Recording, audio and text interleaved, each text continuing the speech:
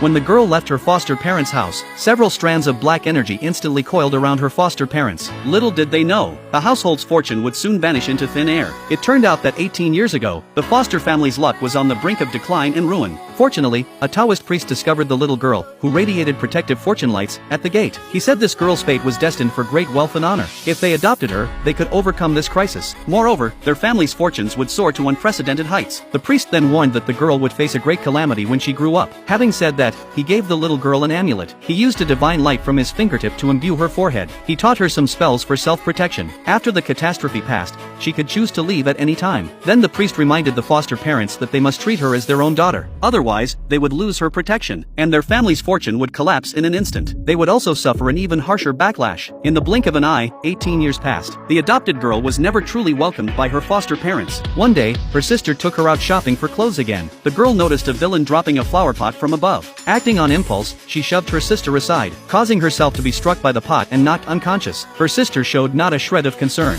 Instead, she blamed the girl for dirtying her newly bought clothes. When the parents rushed to the hospital room in a panic, the seriously injured girl received no care or affection. The foster parents were only worried about their biological daughter. That daughter was still accusing the girl of ruining her clothes. At this point, the doctor told them that the girl's injuries were severe and she needed to be moved to the intensive care unit. The foster mother had no ounce of pity for the girl. She didn't care whether her foster daughter lived or died. She thought it unnecessary to spend so much money on her. But the doctor said the girl's injuries were treatable, and their family was also a shareholder of the hospital. The girl had been injured and rendered unconscious while protecting her sister. The foster mother maliciously said that they had raised the girl for 18 years. Saving their daughter was merely what the girl owed them. Moreover, if the girl died, all of her blessed fortune would transfer to them. Their family would be even more glorious. Little did they know that disaster was about to strike them, because the girl had another identity. She was the granddaughter of the country's richest person. Meanwhile, the billionaire missed the girl every moment. At that moment, an underling rushed in, saying they had found the girl's location. The tycoon was overjoyed at the news. He immediately sent his grandson to bring her home. When the CEO arrived at the hospital entrance with his bodyguards, he brushed past the girl who was about to leave. The girl wanted to scold him for bumping into her, but to her surprise, his assistant immediately handed her a $100,000 check as compensation. Seeing the money, the girl let the matter drop.